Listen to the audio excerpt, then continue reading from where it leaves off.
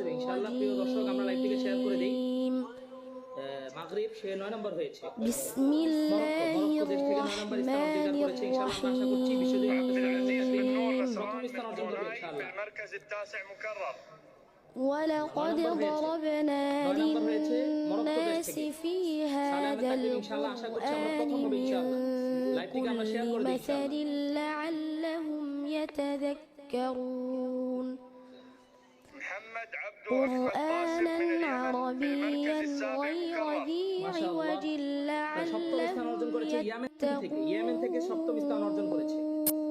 ইয়েমেন থেকে ইনশাআল্লাহ আগাচ্ছে বাংলাদেশ আরো আগে থাকবে ইনশাআল্লাহ। مثلا رجلا فيه شركاء متشاكسون ورجلا سلما لرجل মাশাআল্লাহ هل يستويان مثلا ষষ্ঠ স্থান অধিকার করেছে সিরিয়া থেকে ষষ্ঠ স্থান অধিকার করেছে ইনশাআল্লাহ।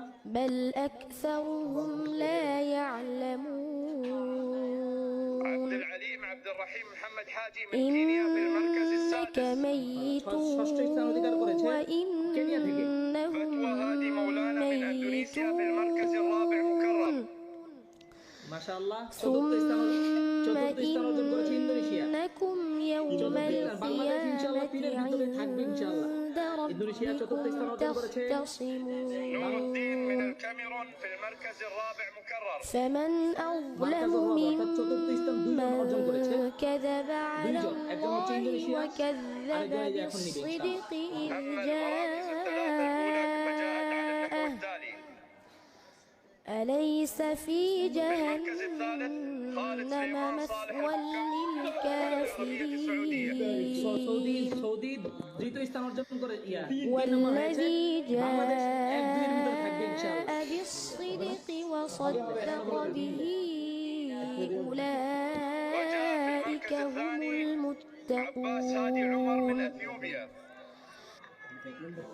أما المركز الأول فكان من نصيب صالح أحمد تكريم من بنغلاديش.